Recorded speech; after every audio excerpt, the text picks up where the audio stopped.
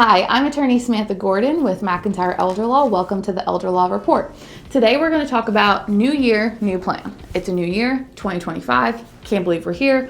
And usually when someone is looking into the new year, they're going to set resolutions. So whether that's exercising, that is eating healthier, that is setting up a bucket list, maybe going on more vacations, focusing on your finances, spending more time with your family and friends, whatever it may be. You want to ensure that you have those goals in place in the beginning of the year, but you also follow through with them. So that's where that plan comes in.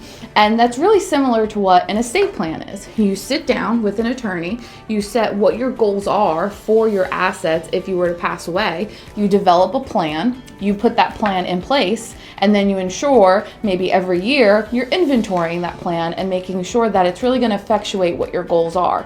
So an estate plan and going through that process is very similar to when someone sets their resolutions for a new year. And so a new year, new plan. If you don't have an estate plan in place, that should be on the top of your resolution list. What kind of documents do I need to make sure that I'm taken care of, but also my family is taken care of? If you have minor children, how are they going to be taken care of if something happens to you? If you're taking care of an elderly parent, how is that parent going to be taken care of if something happens to you?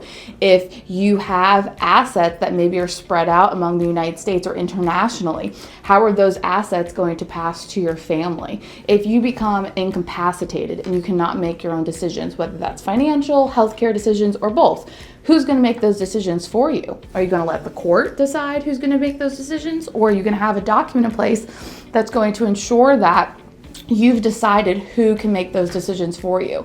So it's really sitting down and deciding, this is what I have, this is what I want. How do I actually effectuate that? How do I get that down in writing to make sure that this happens? Because a lot of people think about an estate plan, or they think they're maybe too young to even start an estate plan.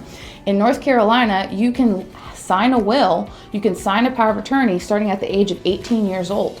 If you have a child that's going to college, it's super important that they have powers of attorney in place, because if something were to happen to them now that they're 18, you do not have legal authority over them anymore. So you want to make sure that they have these documents when they're going off to college. If something were to happen, that you can make decisions for them, or they've chosen who's going to be able to make decisions for them. There's so many different aspects that go with estate planning, and it's not a one-size-fits-all type of thing. It's very specific to what your goals are, your assets are, your family, and what your needs are. And so I encourage you in 2025, moving forward, that if you haven't added, either update your estate plan, get an estate plan, or look at your estate plan that maybe you did 30 years ago that may be somewhere tucked away. Have that on your New Year's resolution list to make sure that you are updating, inventorying, and even starting an estate plan.